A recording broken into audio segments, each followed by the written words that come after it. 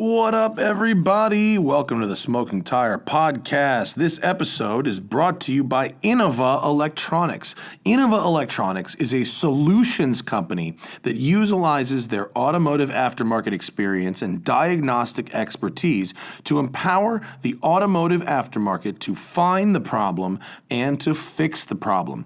Innova was founded in Orange County, California in 1990 and has 30 plus years of automotive experience. They focus on automotive diagnostics, and they hire top-notch ASC technicians dedicated to improving your vehicle's usage. They have OBD1 and 2 diagnostic tools ranging from the entry-level car scan reader 5110, which diagnoses everything from check engine warnings to road trip readiness, even ideal for pre-inspecting a used car prior to purchase, okay?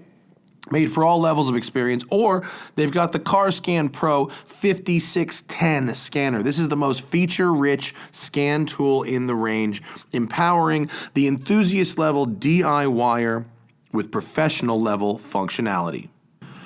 The 5610 has a special reset functions, which is what dealers have. They've got an enhanced data stream for systems like ABS, transmission in your engine, and they have bidirectional control. So you can send commands to the vehicle to test functionalities like fuel pump or electronic parking brakes. It all goes through the Repair Solutions 2 app.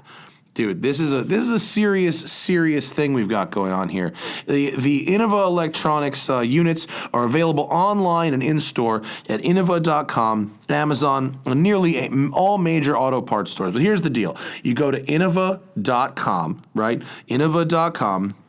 Use code TST at discount to receive a 20% discount off your order plus free shipping. That offer is good until October 16th. So go to Innova, INNOVA.com. Use code TST at checkout to receive a 20% discount off your order and free shipping until October 16th. At Innova, you find the problem and then you fix the problem. Innova.com, code TST. We're also brought to you by Crown & Caliber, guys. Crown & Caliber is what's up. You should always buy your watches used. You should never buy a brand new watch unless you're on one of them hot lists to get the new joints. You know what I'm talking about? You gotta get the used watches, right? And Crown & Caliber is the hub of used luxury timepieces, whether it's Rolex, Tudor, Omega, Panerai, even Patek and AP at the high end. Man, they've got it all. They've got over 2,000 watches in stock. They've got a team of watchmakers and service technicians to make sure this stuff is working right, and they have limited mechanical warranty. That way, if you get a watch, even if it's an older watch, a vintage watch, if it's not working right, they will make it right at Crown & Caliber. They're good folks over there.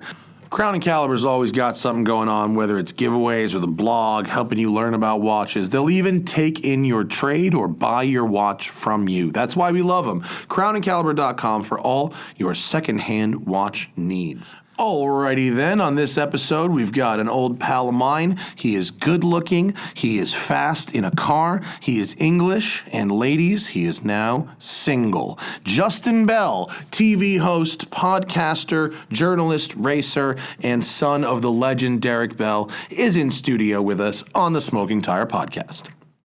Look, hi, I'm Cheers Justin Bell. to you. Welcome to the new studio. Do you know what I feel? I've just watched the Snowpiercer show, which is all about, a train and an apocalypse. It's apocalypse and we're all on a train, right? And the really rich people are at the front, and then there's the peasants at the back. And everybody's on the train. And, the few people that survived out of the whole planet. There's 1,001 carriages. And at some point the poor people obviously make it to the front of the train, and I'm feeling a little like that right now. You feel like we've made it to the front? I feel like we've made it to the front of the train. I feel like I was born in the third car of the train. But that being said, and you might have been as well a little bit. But nevertheless, it is nice to be in the front car really of the train. It's really nice to be in the front car. Especially after a hard first half of 2020.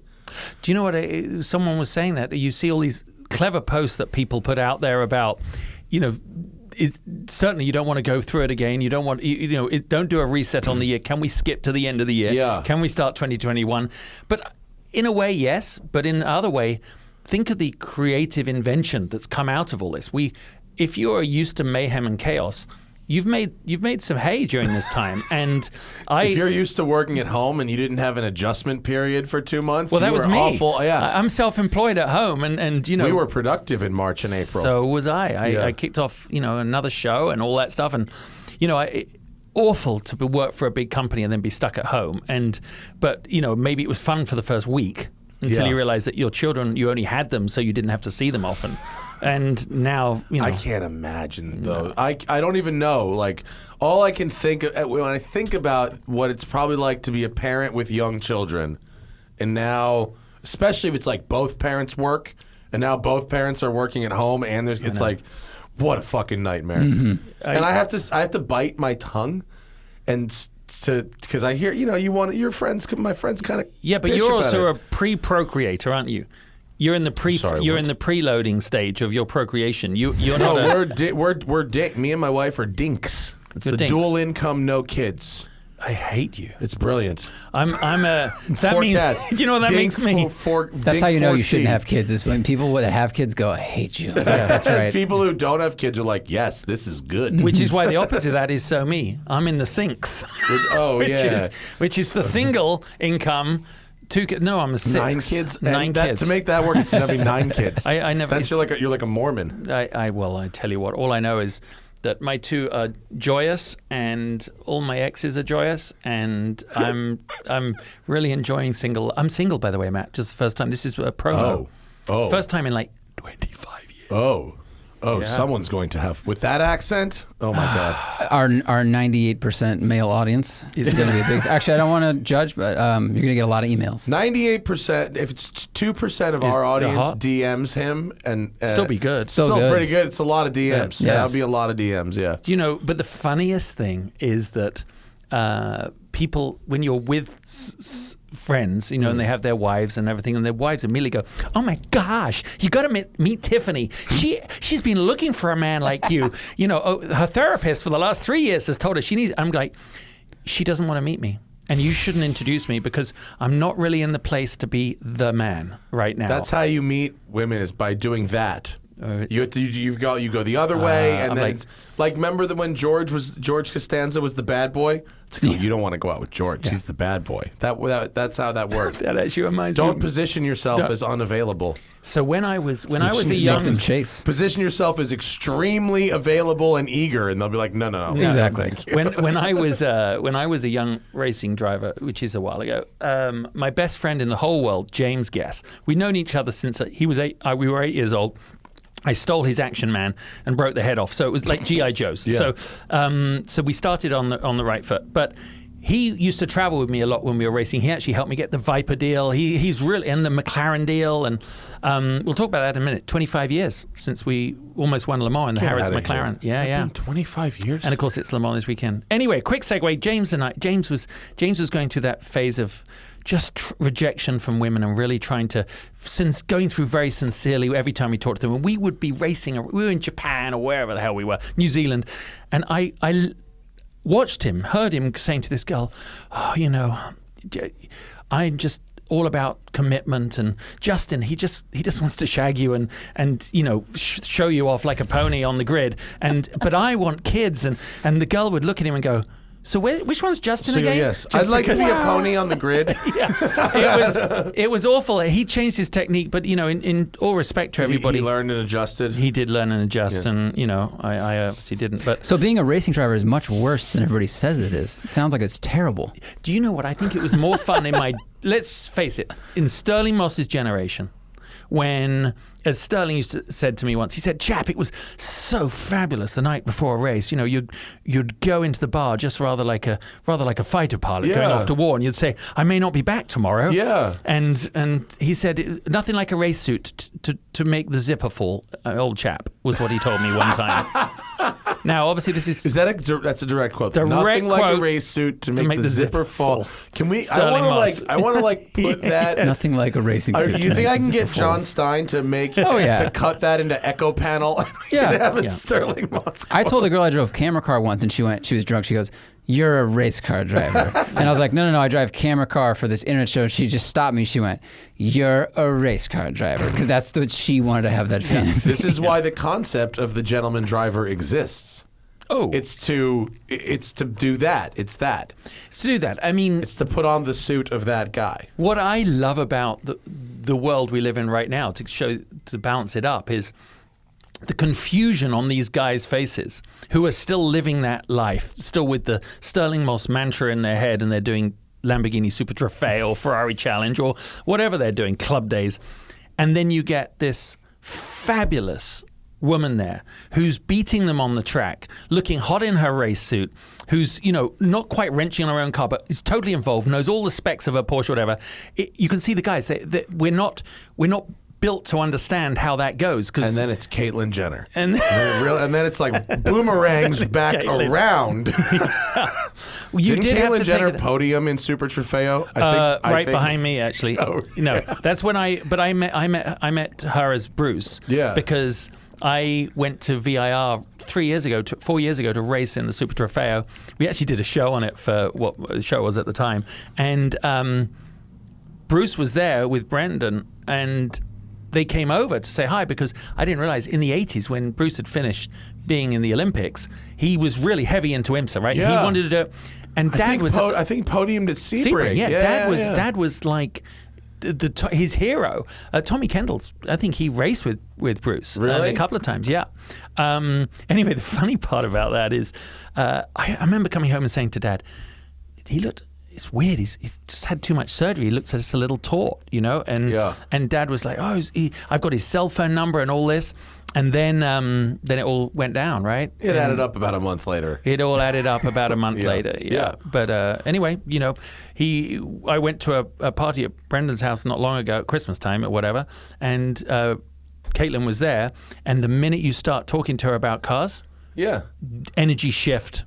The masculine side comes out, and she just wants to talk about cars. Well, that's how car people are. You can't Once you get get them and separate them from the crowd and go, oh, you'd like to talk about these silly things? It's like, well, that's Yeah. all you guys are been talking about for the next 8 hours. Totally. That's part of I think a lot of people who come here to Westside, a few of our members are using me for that, which is fine. It's fine. It's fine. They're paying.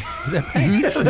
They get services. And, you've got to remember that when you're in the business of cars, you're a journalist, you're a auto manufacturer, you're a branding guy, you're Ralph Shield designing this stuff, or you're Tommy and I racing it, you're, whoever it is, Elio winning races. It's work. We get really tired of we're working in it. And then you step back and you realize the shit that other people have to do for jobs. And we are the most fortunate people in the planet to actually drive around in circles and get paid for it, use lots of words and get paid for it. Using lots of words that my mom told me not to use and that would get me in trouble. And I here get you paid are. to say fuck a lot, which is really, really rewarding now. Well, it's, it is That now. you can prove your parents wrong. It just by was a bit of a saying- it was a by bit of a saying shit fuck for a in living. fourth grade. Yeah, Didn't work I got a lot so of detentions for my filthy mouth, and now I pay my mortgage in it with it. So I like that. Fuck you, everybody. That's what I want to call my. If I do win, not win the lottery, I have to buy a ticket first. But if I do meet a Brazilian heiress that wants to, Carlos Slim's daughter or something, and I mean, your odds are higher than ever. they're higher than yours. So The tequila goes down and Justin gets cold. but if I do, and she really wants me to have a race team, I would call it that. It would just be called either OFR, like Old Fuckers Racing, Yeah. or FU Racing, FUR. It would be something fun. Those have all kind of been done on Lemon's cars, though. You see, but I don't live in that world. That would be kept man racing, I think. Kept man racing. Kept man racing. Yeah. That actually is what I'm striving for. I have no problem with being a kept man. very funny. I've kept everyone else, and I feel it might be my time to be kept. Houseboy Motorsports. House Pitch Motorsports. House Pitch Motorsports. Where's Justin? What's he got doing with his headphones on? He's actually on Rosetta Stone right now, so he can understand his new wife. Dude, if you were a mail order husband for somebody, that would be really ideal for you, I think. But can you imagine I'd end up in...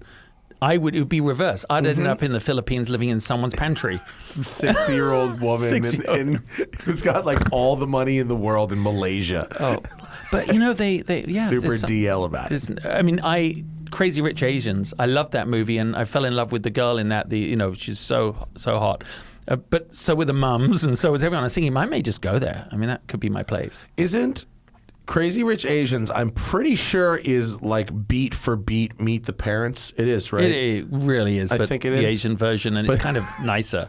Well, yeah, it's nicer because you don't have a psychopath father, I guess, right? Yeah. They had good watch cred in that movie. Oh, they good had watch a lot, placement. Watch cars, did everything. Good watch placement. Everybody, right now, I'm staring at Matt's big Ferrari sound panel, 5-speed. It's Zach's too. Don't give me more credit than Zach. too. No, but Very it's cool. beautiful. Do you know which Ferrari that's from? The gated shifter there. It is from an actual Ferrari. Okay, I would say that's not from. That's a Testarossa. No, Testarossa is a 5-speed. That's is a it? 6-speed. Okay. I don't know then. That is from a 355. Is it? Yes, it's a 6-speed with a down left reverse. And that little shows that little dog down there. And actually, they made it with a little shifter rod but it looked a little wonky. It just so looked like a penis coming out of your It wall. looks better in the rendering than it did. But you put that downstairs on the wall by itself, and It looks looks pretty better. good. Yeah, it looks better by Yeah. itself. Yeah. Do you know? I really do feel like I'm part of something bigger now. I do, Because you're in a nice room now. because I'm in a nice room. Well, and especially because you spent a few times in the old studio. I This feel like really I'm. feels I feel an like I'm now upgrade. with like Joe Rogan's less built brother. Right. Yeah. James May, I said I had enormous arms. Well, that's compared to James May. I know. Compared to Joe Rogan, you look like me. Not compared to Joe Rogan. No. No, but there's people are saying to pull a full on fucking Trumpism. People are saying that our studio come up is better than Joe's Texas studio. Oh, which without I haven't seen a lot of people, Joe's Texas a lot of studio. people, A lot of people. A lot of people are saying- talking about it. A lot of people saying the Same studio's people too that- red. I don't know if it's too red. It might be too red. If you like red, that's fine. I can't do him, but his No, but you studio's almost very did. red. You kind of more of Anchor, but it was good. I've had to go film 3. Buy my clothes. I've had to film 3 different cars in 3 different days, and there's only one road anywhere near here that's like suitable for filming right now. Yeah. That's not totally covered in ash and soot and smoke. But even so, I got home and dumped the footage and looked it over like, holy fuck, the footage is like red. Like it's all Really? like, it's really like just that, that red glow. Mm-hmm. It's just kind of like, oh my God, it doesn't. I was up in the in near San Luis Obispo shooting a new show I've got with Hagerty called Drives Unexpected. Ooh, is that a road trip show? It's a road trip show.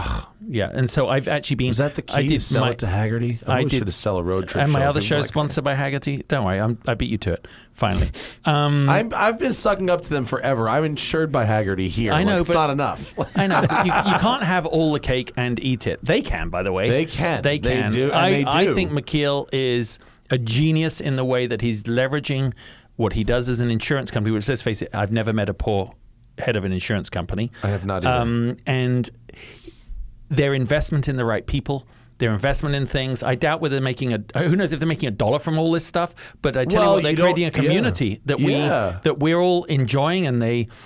I think Anyway. people who hear the name will eventually get there and get or look into their insurance. Yeah. And it is nice to have a media outlet and whatever arms it has that is not so dependent on advertising. They've Totally. got a nice piggy bank going. Yeah, I mean, you know what? So I'm using Wait, the new show? the new show, Drives Unexpected. Okay. We use Hagerty's Drive Share app. Have you seen that?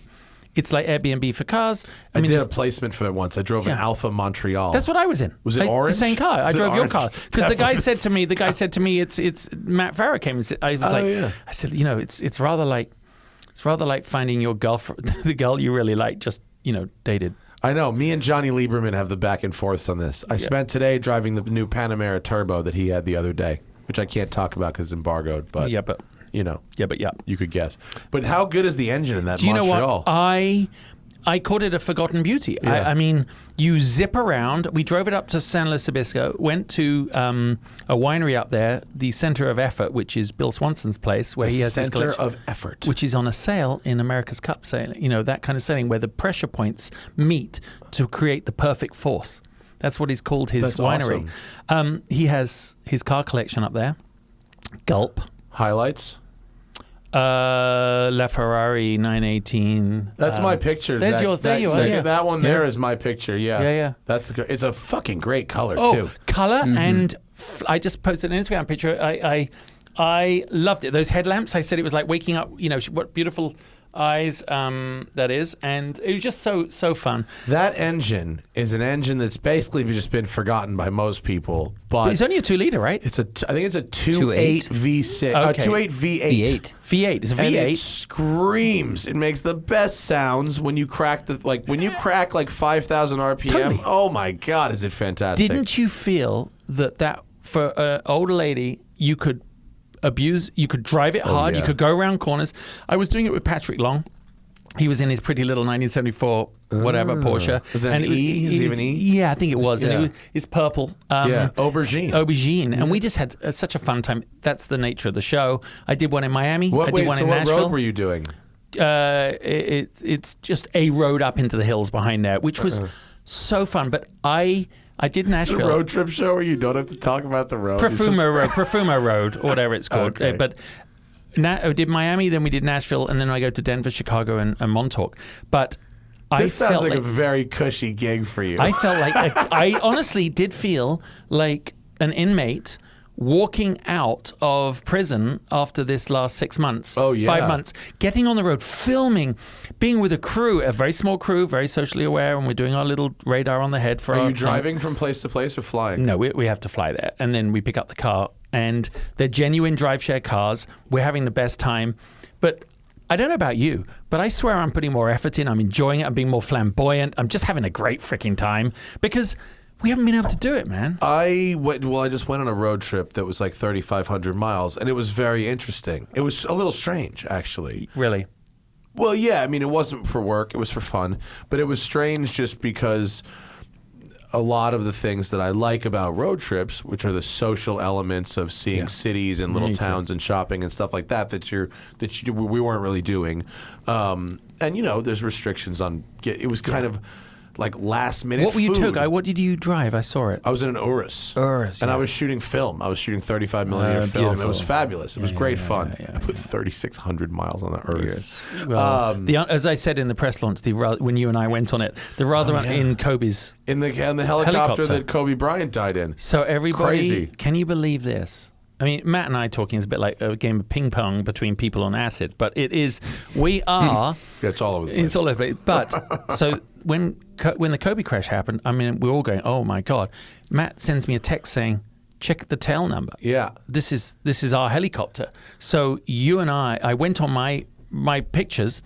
And I had a video of you sitting in that seat. And I remember you were pointing forward one way, I was pointing forward the other. I'm thinking, I bet he was in your seat because he would have definitely been pointing forward. Yeah, and because his the daughter baller's there, face forward. The baller's face forward. And it brought it home, right, to both of us. We have video of it. Yeah, it's really I know he had gnarly. those tacky gold seatbelts done up and all that shit that was in that helicopter.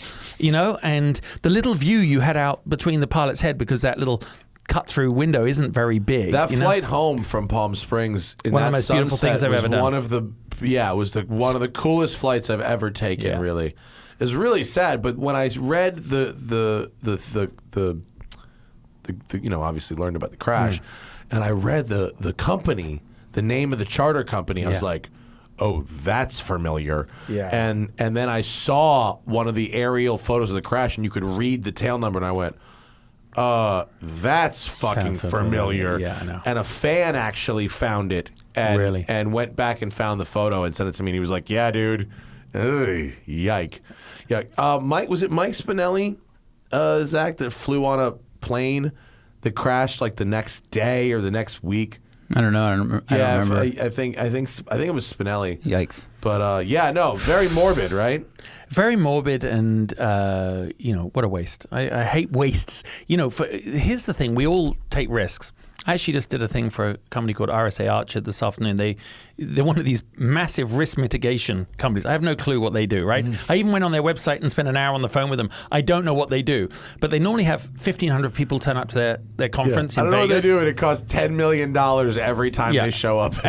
But anyway, I did a little half-hour piece on risk in racing compared to what they do, just like a thing today. I taped it with Jason at the talk show set, and someone's got to do them corporate gigs, pay them mortgages. Pay them Dude, mortgages. I did one the other day, and it was... Don't knock it. No, I'm not knocking it. I was about to tell you that I learned how amazing it was. You don't have to put pants on to do it. It's not like, anymore. I don't think you're wearing pants now. Now you show up at a corporate Zoom call, and it's like, oh, God, this is amazing. Absolutely incredible. I did the launch of the one of the new Genesis for Motor Trend, that kind of stuff, just sitting at home. Yeah. I was like, I better make sure that I haven't got any porn open, or I haven't got, check your background. Check your background. Wait, so risk mitigation. Risk mitigation, and I thought about the risks that we have all taken, and in life, if you do something unusual, and I'm not talking about risks in jobs, but physical risks, and I've often thought about why, especially in the day we live in now, where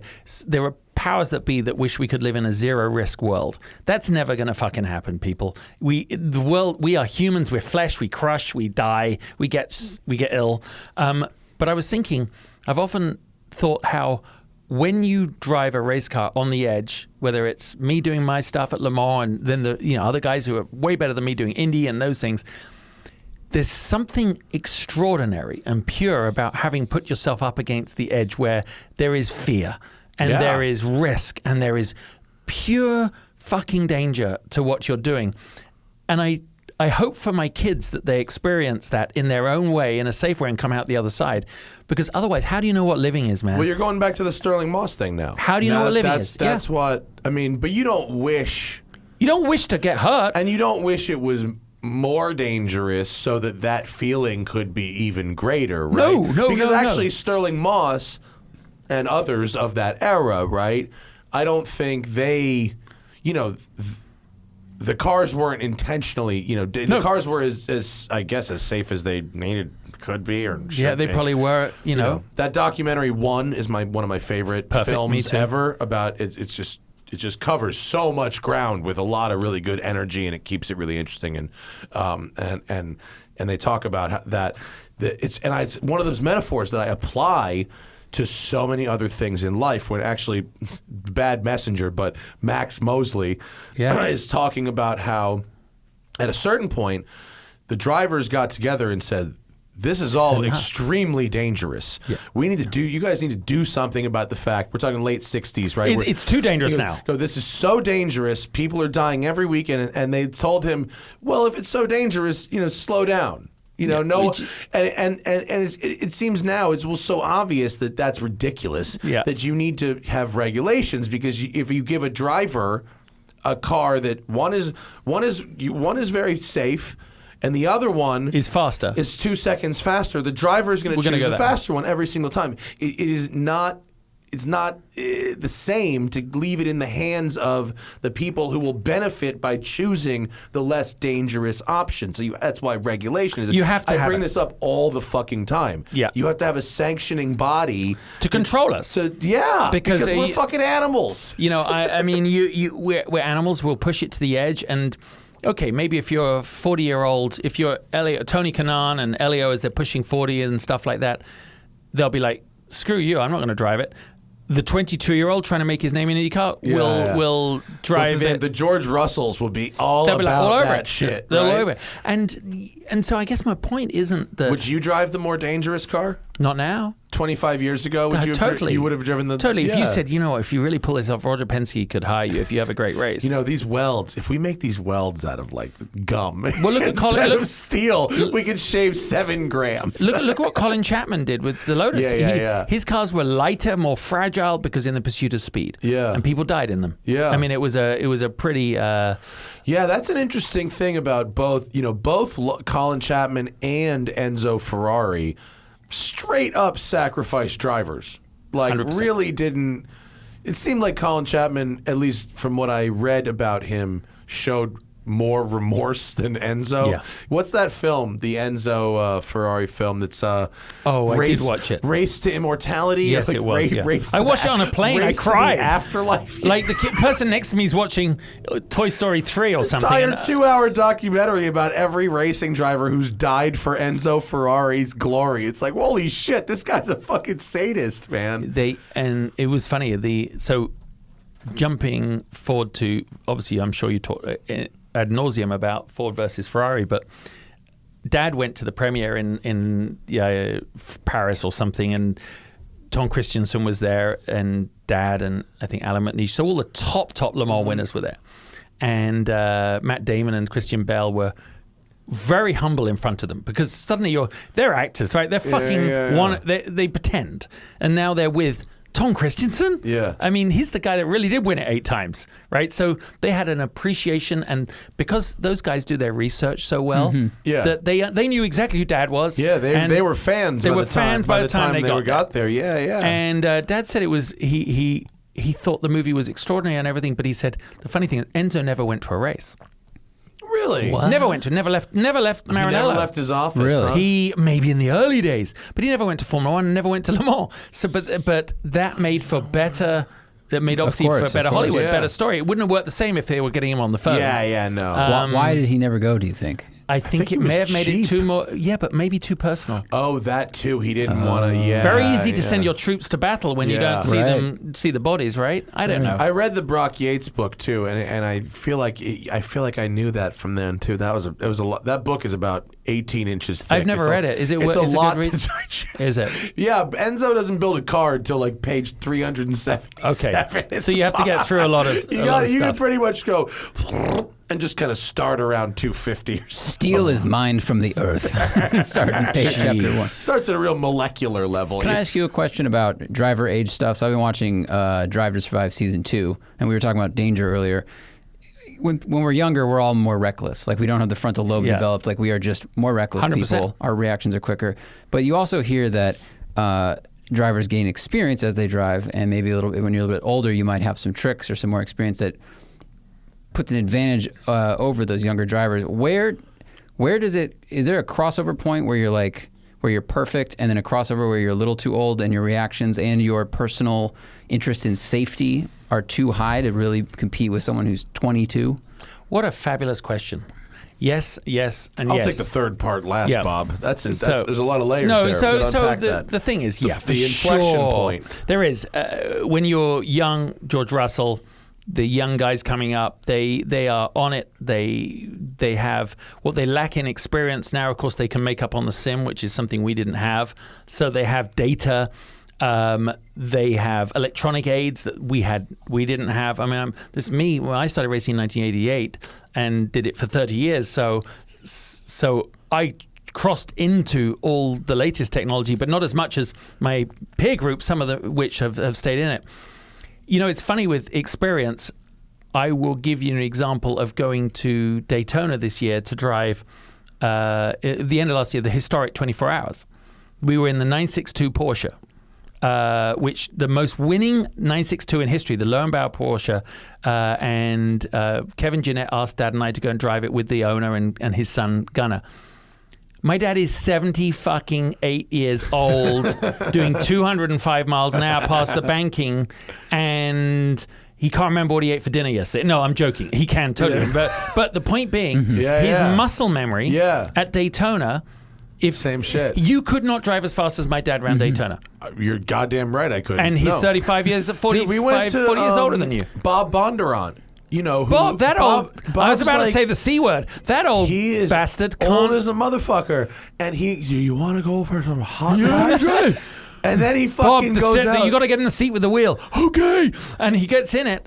And he will drift the fuck out of a Corvette around the whole track like it's nothing. I mean, it's amazing. Yeah. I wish he had died in a car, actually. I mean, I'm a friend of Bob's, but he's in a nursing home now. Is he really? And he's just like living he's dribbling and wondering what the fuck's happening. I love Bob. I wish he actually, he forgot his braking at the end of the back straight into that carousel. He went over the wall, rolled a car over the wall. Wait, which track? At his track. His track. You know that last hairpin? Oh, yeah. And he didn't brake, went over the wall into the road the other side, and they found him walking back across the track, but he couldn't remember he'd just done the accident. Wow. So checking out this corner down here. And he was like, that didn't happen. Jesus. But anyway, I love the guy, but that's what I'm... We're going off tangent there, but that's a guy that, dude, you shouldn't be dribbling in your bib. He should have all been over for him by now. But your answer to your question is, I wouldn't want to drive Mario around Indy if we all give him the same cars. Would you? Yeah. Emmo still makes babies. So, you don't want these guys. He's still got sideburns that He's are got like sideburns. Really excellent. I mean, I guess I don't know. He has Viagra. No, but I mean that crossover point has to be different for everybody, for right? everybody. Is it when you have your first child, Like, that's did you- when that So crossover point happens? I'll answer it another way. You'll go and do a track day with someone, and they've been doing 3 years of their club racing, and they were, a gynecologist from Ohio or something, and they're fucking in it, and they're on it, and they got a GT3 RS. Finding the gaps and they're easily. doing that. And you go, and on your outlap, you're faster than them at Willow Springs than they've ever been in 3 years. Yeah. And they go, what? How did that happen? And you're 50 years old. It's because you know, and actually you just have muscle memory, and you know it. And I guess it's like being an old tennis player.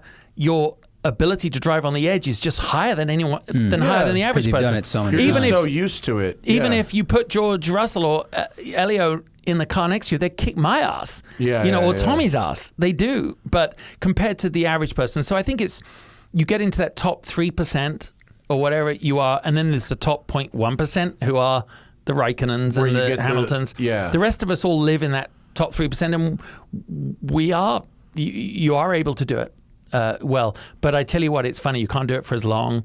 I wouldn't want to do it at night as much. My eyesight's great at night, but it's funny. Your timing's off a little, and that's a sobering thing, because we'd like to think we could do it forever. So if it's perfectly sunny, the track is dry, the car is fucking great, just count me in. Otherwise, give me a break. 25 years ago, huh? Le Mans. For McLaren? McLaren. Do you feel old? No, I felt young at the time. Yeah, you must have been young. I'm 52, man. Well, I know I'm a lot older than you. I know I don't look but you have more hair and it's the right color. Yeah, it is. So you've won. Yeah, but do you know... And you have that accent. You've really got a lot going for you. And I'm single. I like being married. I know, but I've done that. For the fucking record, I like being married a lot. So there's that video up there of Derek Bell, Justin Bell, Le Mans 1999, 95. It gives you an example of how young I am. I am the goofiest bastard you've ever seen. But look at that. Dad and I on the podium. Yeah, that video there, I'm sorry, that is... it was all teeth and hair and ears. You know what? Like he then is a lot like you. Actually, now, I look like you, but I was. I look like a British version of you. You're aging kinda, like him. yeah, kinda. Like that. You now is him then. I am older than my dad is there. No, Really? I can't be. I can't. If that's the case, then you win. Yeah, but look at my dad. Yeah. You are just showing off your watch in this image. Really. That was my first nice watch. It was a little gold tag. Not Were you real sponsored gold. by them? No. It was the first thing I bought with my Harrods paycheck. I like the yellow shirt, the Harrods the yellow. Harrods. But look at us on the podium right now. To do that with your father and Andy Wallace. So let me tell you a funny thing. We would have won that race if we hadn't had the clutch release bearing go with 2 hours to go. So we finished. I've heard that story. We led for 12 hours. And on the podium there, Dad said to me, you need to soak this in. And I could hear there's 70,000 English people, there's 200,000 people below you. And Dad said, you need to really appreciate this. Go and feel it. And I could hear these people shouting, Bell. I mean, I ignored the Derek part. I just went with the Bell part. The fact that no one knew my name. Bell! Exactly what happened. So I go to the front of and I hold on to the railing and I breathe it in. I could see my girlfriend down there. I could see my friend. It's amazing how I picked people out the same way I swore that when my dad was up there when I was a kid, I could see him see us. And the weird thing is you're hyper aware, right? And you do see your friends. And I stood there and I breathed it in. I thought, if this never happens again, this is an extraordinary moment. And at that point, I realized that being a dictator would be pretty cool too, because it's fucking wild. It's kind of the same. So when I see a rock concert going on, I'm like, no wonder these guys get off on it. It is the power to move people. Imagine it's been like Matt Farah, but the power to move people, the power of their emotions. All awkward men. It was amazing. I went out there 3 years later with Viper though, so that was pretty cool too. Did you soak it in then too? I really soaked it in, and I hit that podium 3 times out of 11. But when you think my dad did it 5 times winner, let alone the other times winner. Scary ass cars too. Yeah. When you go do the vintage rate, like the vintage 24 Daytona or whatever, how on the out of 10 scale, how hard are you running the vintage cars? Well, back to your point about racing drivers being slightly mentally deficient. Otherwise, in my era, we would have called it retarded, but you can't now. But the fact that we are slow sometimes in our brains, this is my danger point with historic racing. Gunner Racing, Kevin and Jeanette prepared that car as well as he could. It had Michelins on it. It handled better than it ever did back in the day. New dampers that it's never had before, right? Even the synthetic oils in it are better than they were 30 years ago. So you drove the shit out of it. You just drove it. I was on 10/10ths. But you got to be you're more careful. The fact it's worth $6 million when you're around other cars, right? Oh, you don't just tap someone. You don't. You're not going to make that last move that you would make in the real Le Mans, right? No, because the proctologist in front of me may end up sliding me a finger in the place I don't want to have felt at the time. So, yeah, because you're not racing against like-minded people. Yeah. If I was on a track with Oliver Gavin and Westbrook and all those guys, and guaranteed racing drivers, you'd do it. But I tell you, there's my ADA Porsche. Yeah, that's the first one I went to in 1990.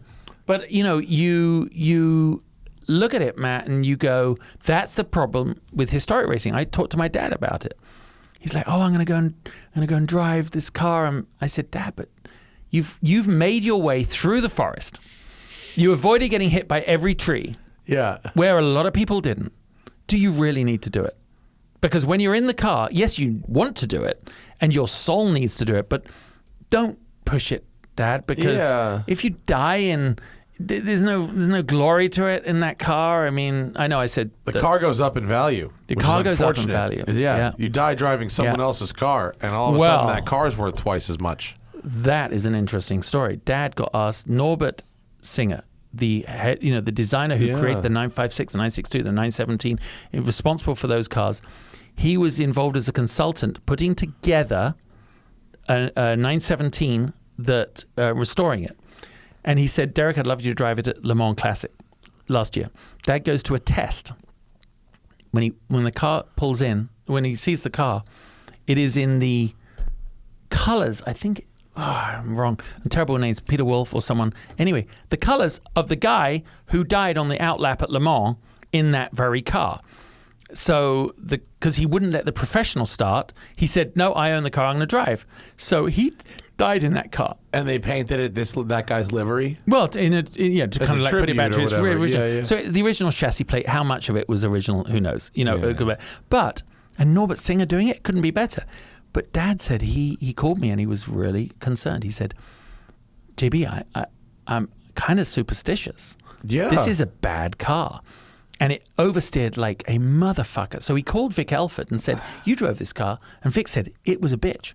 Something about that car was not a good car. Not a good car. It was a lemon's Le Mans. It was like a lemon in Le Mans. Leave it in a museum, call the game. Dad, after his wife, Misty, definitely said no. But, I was like, I don't think you should do it. He said to them, listen, I just don't feel good about it. It crashed on the first lap of the classic race. No one was hurt. With someone else driving it. Yeah. It crashed, yeah. So, or early on. So, but, Dad was like, I said, because 200 miles an hour, a 917 does not know how to go 100 miles an hour. So you're going to do over 200 miles an hour on the Mulsanne Straight, even though you're in the classic race, right? Because that car just can't be driven at a medium. It wouldn't even know what it's going to do. Yeah. But if you crash at 200 miles an hour at Daytona or Le Mans, the Grim Reaper who's wearing Nomex does not know that you were driving a 30-year-old car. They don't care. Yeah. You still hit the wall, right? Yeah. And you'll get hurt. You'll get hurt bad. Yeah. And you won't make it. Yeah. It seems like I watch those guys with Monterey and whatever, and I go, this always seems kind of shady. Yeah. It seems like it's like that and flying the vintage warplanes seem like about the most dangerous things you could do. Yeah, it seems fun. I totally can connect with like the visceral experience of driving those cars, and it's this timepiece. It's got to be amazing. But there's also that thing in the back of your head, like there's no carbon cell here. There's no carbon and cell. I understand, like if you're a boss who owns a 917 or a 962, like rent a racetrack for yourself, like have a good time, like. But like it just, to me anyway, and I don't know what it's like to be that rich, but I do know what it's like to drive very unsafe vehicles. That like. Maybe not wheel to wheel, wheel to wheels where, with a bunch of guys who think they're, like you said, there's your dad and there's a bunch of other guys that think they're your dad, but definitely fucking aren't. But, I love historic racing saying that. Just keep your head about you when you do it. And half their wives think they're just playing golf. The equivalent of playing golf. They don't realize that they might not come home that night. What do you think? Because, I bought a Jackie Stewart Tyrrell. Did you? Do you know how fucking good Jackie Stewart was when he drove that? And I know you graduated first in your class from Skip Barber, but that doesn't, you're not Jackie fucking Stewart. Well, I was going to say, what about the guys who buy, Indy cars and F1 cars? There's a guy out there with like a Schumacher Ferrari taking that thing to a track day. Like, some guy let Sam Smith drive his 2014 Lewis Hamilton F1 car, I think. And really? Yeah, you got to wheel that thing that's out. kind of wild. I mean, the only analogy you can use in our world of Sims and all that bullshit is the fact that it's rather like who's the hottest actress model right now? Go on, give me one. Brie Larson? Sure. Jennifer Lawrence? I don't know. Jennifer Lawrence. I love Jennifer Lawrence. Yeah. So there you are. You have a sim of Jennifer Lawrence, right? And you do things to Jennifer Lawrence in your sim. You know me so well. You have a sim of Jennifer Lawrence, and you do things Jell-O that she mold. actually in your sim asks you to do. It's unbelievable. I actually had this conversation with Oliver, my son, the other day about the difference between porn and real life. And I said, I don't have kids. So, I don't ever want to have that conversation. Oh, you will. But then, God forbid, you're in a hotel bar one day and Jennifer Lawrence is there. All the bullshit that you were doing to Jennifer Lawrence beforehand, when she actually takes you to her room, it doesn't mean anything because you're faced with a living, live, real person. You've just described every fan interaction I've ever had. Yes, you have, where they know everything about you and you don't know anything about them, and then they expect you to lead the conversation, and you go, bro, I don't know anything about you. You, whatever it is you know about me and my cats and my wife, that's very one-sided, and it's okay, but I can't now lead this conversation. Yeah. Exactly what you're describing. So basically what I was about to say, you would as you walked through the hotel door and you blew your load all over Jennifer's back, you'd realize that sim world is a lot different to the real one. Especially depends on the cost of the sim you have, right? I mean, it does. If you've got the is. pistons and the action and stuff, you're a rock star. That's going to happen. Do you know what? I mean, ever since I watched Ex Machina, I realized a good movie, and that is why I am with Elon, and I'm with the dearly departed. Oh, no. What's the guy? Our brilliant brain in a wheelchair in England, Stephen Hawking. Stephen Hawking's brain in a wheelchair. Sorry, but basically, Stephen Hawkins, he was right. He said AI is going to fuck us and kill us, and they're going to, because the only thing we have going for us is empathy, right? Empathy stops humans from doing the worst things to each other. Right, but the internet and social media are removing empathy. They are. Did you see see the Social Dilemma yet? Did you watch it on Netflix? No. It's about the ethics of social media and the lack of ethics in social media, and how basically nobody has really ever considered whether social media is actually good for us or bad for us, and it's actually our brains aren't ready for it. It's actually pretty bad for us. No, I mean, it's so appalling, and you consider cutting the cord, and then you realize that you'd be dead without it. But my point being that I look at that AI stuff because, in racing, people are joking like, oh, well, we wouldn't need drivers one day. I'm going, then why the fuck would you do the sport without drivers? Because the thing that makes racing or cycling or tennis or golf or skydiving or whatever the hell you do so exciting is that the capacity, the infinite capacity for humans to fuck up is what makes it fun to watch. There you go. If you don't have the ability to screw up, it's not going to happen. Even in sim racing, it's not like we log in and just watch the computer setting up a race. Right. You know what I mean? Well, we also watched because we believe that the person controlling the machine, F1, they all spend $1 billion. All the machines are incredibly high level, but you still watch the race. Shy. Use the shot of yourself. You still have to believe that the person driving the car is in control of that car, and it's them, it's Lewis against Sebastian against some, et cetera. But if all it was a bunch of e-racing machines programmed by teams, and then they sent them out and go, okay, let's see what happens, I don't think people would tune in. It'd be like it's a programming contest at that point. Yeah, even BattleBots has a fucking driver. There's two of them. That show's fantastic. Yeah. I actually like splitting the duties. I love it in a powerboat. One guy has the wheel, and the other has the throttle. Yeah. I mean, that is nuts. Team boat work. racing is still the fucking Wild West. I mean, have you seen the guys? You must have seen the guys who race in the swamps where it's like boat autocross at a zillion miles an hour, and boats end up upside down on land frequently. Yeah. I love that. No, I mean, I think jet sprint boat racing. There was a guy called Steve Curtis who was way back in the day. Like this shit. Look at these guys. Look how wide the canal is. Like 8 feet wide. Trying to find it overhead, and the co-driver is like a rally co-driver. They're pointing the directions, so that the driver knows where to go. I know. Just go with the watery bit, please. Go where there's water. You can easily end up on land in this sport. He's heading towards land. Look at him. He's right? jumping over. That guy is jumping some kind of boundary and probably face planting into something in very short order. The only trouble is, can you imagine? You have the wheel, and the arsehole next to you has the throttle. I mean, just face it. So that's on the offshore stuff. Yeah. On this one, the throttle is a pedal. It's a foot. It's an actual foot pedal. So what's the other dude doing then? Navigating. Straight up navigating, because you're not. Oh yes. Oh, that is wicked. They're about to hit land. That's gonna hurt. Because it's not one river that you go down. It's like imagine just like a game board with almost like infinite snakes and ladders. Yeah. Kind of thing. It's a route through it. It's crazy. I may have to Google that. It is absolutely worth watching. Just follow up jet sprint boat racing with best crashes. So I want to ask you a question. Okay. How, coming out of all this, how have your viewers and the people that follow you responded to you getting out driving all these fun cars? Have they appreciated you doing it on their behalf? Have they been like, hell yeah, Matt, that's kind of cool, or you're an asshole because I'm. Do you mean how do the people who follow us like my career? Well, in the COVID career, because normally during COVID, because normally we're lucky people, but now we're even luckier people. No, people have been very appreciative that we kept content going. They were appreciative. They kept, as opposed to being like, you need to be staying at home kind of thing. Well, it's like, that motherfucker, he's having a great time while I'm, No, I'm not. Well, first off, I wasn't always necessarily having a great time. I enjoy my job, and I'm very lucky I got to keep doing it. Yeah. But we had, and I talked about on the show, in March and April, we had a couple of occasions where we almost ran out of both cars and money and advertising. And so combine that with the finishing of this building, and it was incredibly stressful. Yeah, and it was a lot of work, and it was a lot of anxiety. And so you deserve it. But well, well.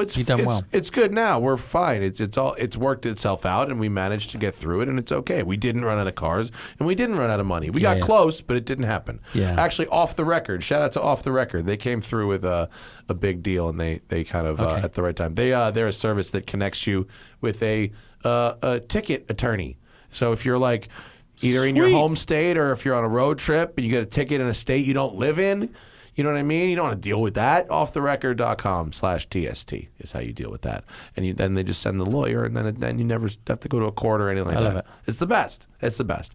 I would say nobody was to my face negative about I'm glad it. to hear many that. people were saying thank you for keeping the show going. Well, that's kind of what our theory was when we weren't able to go to the IMSA races. There were no IMSA races for 3-4 months. I just turned the Torch Show into a weekly show with TK. Yeah. And we did it from a little studio outside the Airstream and at the Motoring Club. And it was perfect. And we learned a lot because I'm used to, in that environment at the tracks, maybe there's 100 people under our tent. I say something funny. They laugh. Yeah. I respond. TK does something. They laugh. They do this. It's a live audience. And suddenly, you're faced. There's nothing. And the first show was a bit sort of like, and then you're like, there's no feedback at all. Yeah. And then you It's like the first couple John Olivers from fucking his house were really awkward until he stopped pausing for the non-laughter. Yeah, for the you know, it is, as you'll find out. It's a bit like being married. At some point, you have to stop waiting for them to be happy with what you did, man. You just got to get on with it. And just be happy that you're doing it. Yeah, no, I mean, for us transitioning to like Zoom, guests for a while was sort of interesting, but it worked out fine. It was okay, and now that we are having people, one at a time back in the studio, like, it's better. It's nice. It is. But it's like important. podcasting, was like in March, everybody ran away. The advertisers and everything ran away. Yeah. And then very quickly, they were like, hang on a minute. Like, we need to advertise. Everyone's we need to talk to still people. listening to a lot of podcasts right now. Like, people are really downloading a lot of content right now. And so then, and unlike you, who feeds off an audience normally. Yeah. I can't stand audience. Not I can't stand because of my own self-loathing and self-conscious. I freeze. So You're a performer, but you're not a public performer. You're a performer, but this is your performance. Yeah, or what I'm doing by myself in the middle of the desert with the cars. Yeah. You know what I mean? That's why I like working out on the side of a mountain at 6 o'clock in the morning. It's like whenever we would do like the drive show or whatever, and we'd be like on Miami on South Beach and like filming a bit, and just curious people would be like, oh, here's this like fat guy with a Lamborghini and there's some cameras. Like, what are they doing? You know what I mean? When that would happen, I would not be funny, be very self-conscious about everything. Whereas if I'm in the middle of nowhere and there's just no people around, like, or here, like, it's no big deal. It's weird. Yeah. Being alone and working, it's like that was, we were right at home for that. That was no big deal. You just made me think of something that happened in Miami, in my Miami episode, Nashville episode of this. You know me, I wear skinny jeans, right? So I'm a skinny jean wearing Englishman, and you're skinny. Yeah, I am. We go to Nashville. And part of the end of the show was always sort of like a little thing that we do. Went to this famous boot store. They sell thousands of boots. I know the place you're talking about. You know the place. Yeah. So have you ever tried to wear boots with skinny jeans? Can't say I have, brother. Tucked in. I look like who's the Woody from Toy Story. And then when I put them over the top, if you just imagine skinny jeans and then this outline of the boots. Outline of the boots. Yeah. Oh, and then my producer was like, so it's going to be so funny. We just see you putting them on. We never see you actually your face. We just see you choosing the boots, trying to get them on. Then you pull the jeans over the top. Then walk to the door, into the street, and walk down the street. So, they get in the street. You know how the camera guys are so good. They're oblivious to any people around. And believe me, Nashville, while it was quieter, was still busy. Right? Yeah. So there's hundreds of people on the street. My camera guy's lying there almost with the camera. I have to walk out, like do this goofy move, then walk up the street, and you can see all these people going, what the fuck is that guy doing? And even I, in that, because I'm quite open and flamboyant. However, no, but now they don't know. Like that. I don't. Yeah, they now don't know. Now the audience isn't there to see you. They're just there, and they're just what there the going, fuck? Yeah. That guy looks like a total moron. So I was like, guys, can we do this as fast as we can? Because I'm not very comfortable. They're like, well, let's go for dinner now. I said, these boots are coming off. With the boots. They're not coming. And everyone else, they did 3 boots for the price of 1. How amazing is that? So the whole crew got boots. They must have been hurting. They must have been hurting. You gave him a plug probably on TV too. Yeah, of course they're in the thing. How many times have you worn your boots since? They take pride of place in my closet on the right-hand side, where they may be till I die. Are they cowboy boots, I assume? They're proper cowboy, but they're square-tipped. Yeah. And I'm very proud of them. However, it's just not me. It's not I know. Me. It's not I have me. a pair as well that I was given as a gift from that place. And it was like, we're in Nashville. Get some boots. Let's get some boots. Not going to happen. Not maybe if there was a costume party where I needed to go as like a 70s porn star, I would wear my boots. Yeah. Or 60s or 80s. I don't know, 90s. I've been sponsored by Thursday Boots on the show for like a long time. Wow. Several years at this point. At least twice a year I do a new ad, get a new pair of boots. I like the boots. They're beautifully made. The leather's really nice. They'll last 1,000 years if you wear them every day. But I only have an occasion to wear boots like once a month, and I literally have like 10 pairs of Thursday boots. Can you imagine if Matt turned up to one of our car events wearing his boots. Wearing just shorts and boots. You'd look like the naked cowboy, what it is, right?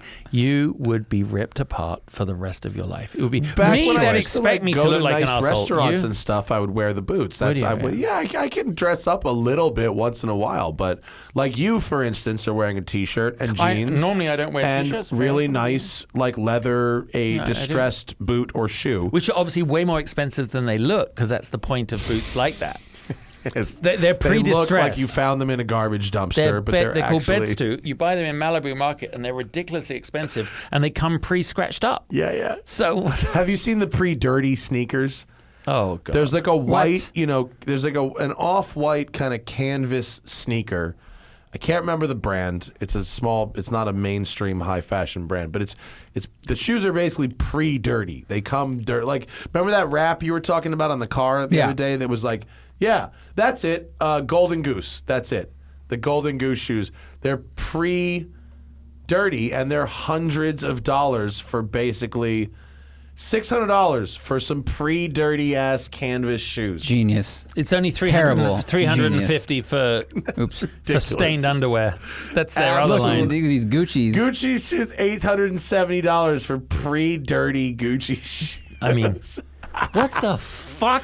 What do people do? I don't know what people do. What is the point? People The whole are- goal is to keep your shoes clean for a long Yeah. time, and that was the sign that you like had money, because you like, I have other shoes I can wear when I do dirty stuff. And now, I guess you're so Now rich that it's- you're never now on it- dirt, so you want to appear like a commoner. Like, no, I walk on sidewalks too in Yeah. my house where we had a replica street built. Yeah, and I'm in my Gucci's. Or it could be This like is one of those things crazy. where, like, you know how, like, I have bragged before about doing dirty work while wearing nice watches. Mm-hmm. Maybe this is the same kind of thing where you're trying to brag about doing dirty work wearing the Gucci shoes, but you don't actually have to do the dirty work. What are you wearing Very today, possible. Matt?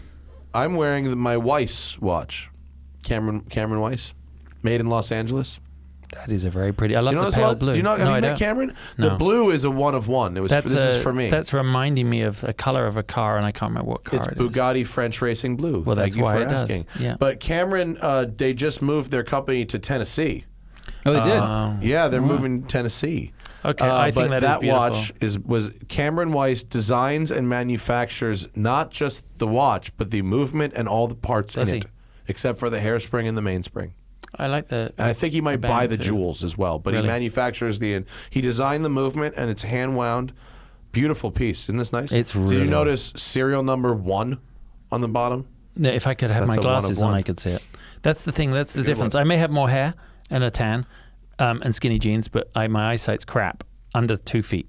Really? Yeah, But you're it just far. happened. What about the far? I could read the menu. Oh, so you're the good. other side of the parking lot. Yeah. See, I can do long as well, but the trade-off is totally fucking colorblind.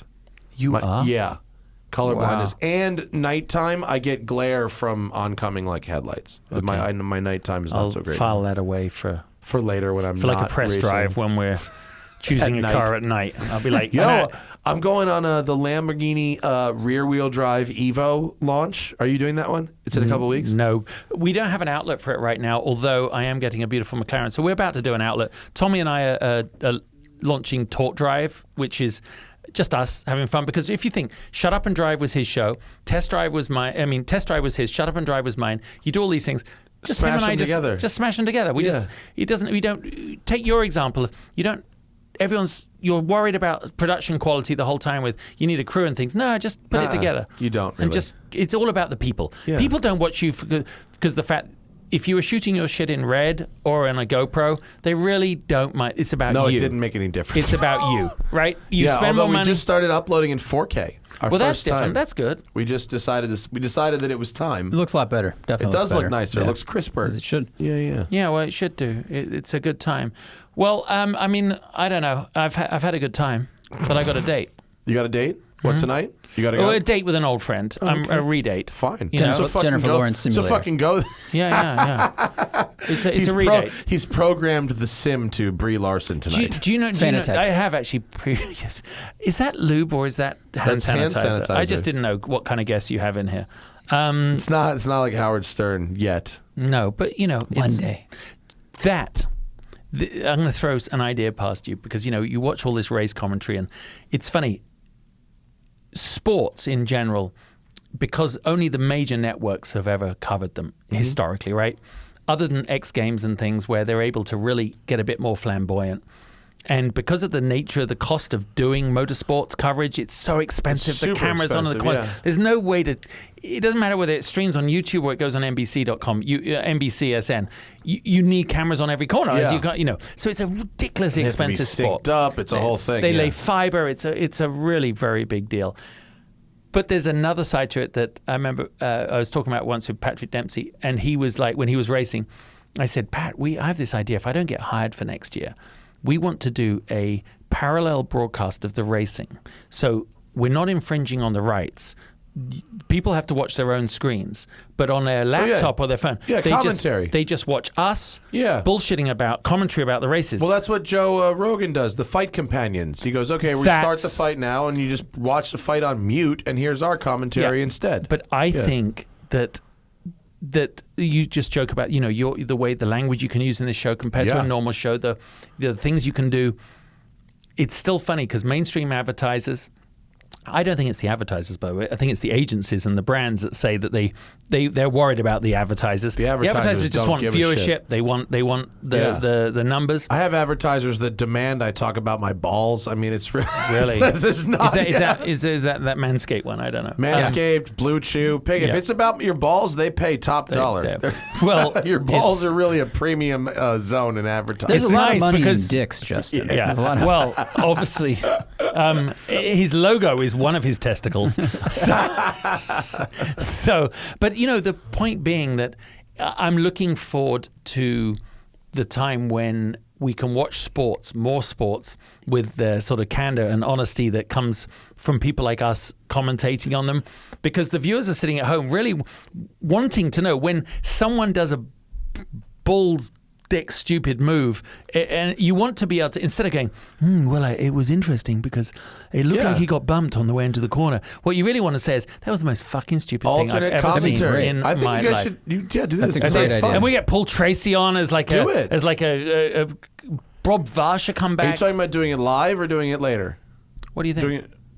I think it should be live. It should be live. That'd be great. If I ever lose my IMSA Michelin contract, that's what'll be happening. Do it. You can do it from here. You can watch the race up there and do it from here. It's just the perfect way to do it. That'd be really cool. You guys are so well set up. I'm so proud of you. Thanks for coming, man. I'm glad you appreciate it. It's good. Yeah, I really love it. It's gonna. You have a bar. It's the place to be. We have a cigar lounge over there. We've got a bunch of really cool cars out that window. I mean, it's nice to look out the window. I know. I haven't parked anything. I had my Safari parked right here. And I'm gonna park something else cool right there. I think that's what it needs, because as the guest, you want to be looking at something. I know. Well, I had for the open house, I parked the Gunther Works right there, which was pretty primo.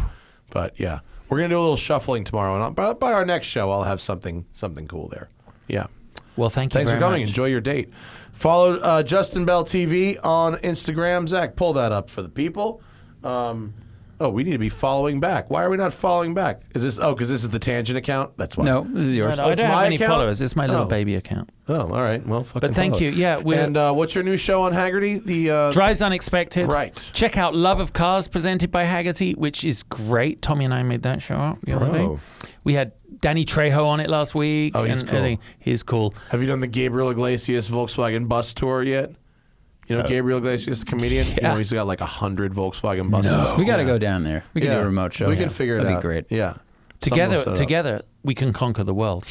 We can. I know. Yeah, unfortunately, you can't make it for Sorted, but Sorted's going on with me and Rob Ferretti. I know. I'm sorry I can't do that. We're slumming it with Tanner. We had to get Tanner come stunt drive for us. It comes to that point. I just couldn't do it. Plug real quick, sortedornot.com. Last minute additions. If you want to get your car in, we are looking for America's fastest and most versatile, best sorted tuner car. We've had over 150 submissions. I've gone through some of them. There's some really interesting stuff. There's some obvious stuff. There's stuff that's clearly shop cars. Yeah. And there's a bunch of stuff that seems a little more homebrew, and it's very exciting. It's me, Rob Ferretti, Amelia Hartford, and Tanner Faust. Justin was our first choice, though. I was supposed to be there. Because he came for the project car challenge and did that's laps right. and all and in my Mustang and in all the other cars. Hey, listen, I would love to do it. I just said to Rob, I just cannot. I got too much on my plate. You got shit going on. And I don't want to. The one thing I hate is time is so valuable, and I respect other people's. And if I can't give it everything, I can't be there. It's all right. Do it next time. I will be there. You're here in the studio. That's what matters. I know. Besides, we get to slum it with Tanner Faust. That's all right. Hey, listen, that dude can do things with cars. yeah. He can wheel. do things with cars that Sterling Moss used to do with flag girls. What was the quote again? The racing suit. There's nothing like a racing suit after a race. He added after a race. Nothing like a racing suit to make the zippers drop. That's great. It's great. Look at that. Look at Rob. Rob. I think Rob's still putting up his high school photograph. He's such a He shit. took that in 2002. I think that still is one. Yeah. Thanks for sticking around with us today, folks. That's our show. The Smoking Tire Podcast is powered by Shout Engine. Get your own damn podcast at shoutengine.com. It's easy. All you need is a connection to the internet, a microphone, and ideally something to say. Tomorrow, we have got an interesting guest, Dantley Davis, who is, I believe, the number 3 at Twitter, is calling in. He's my wife's boss, actually. And we're going to talk about social media tomorrow on the Smoking Tire Podcast. See you guys later. Bye.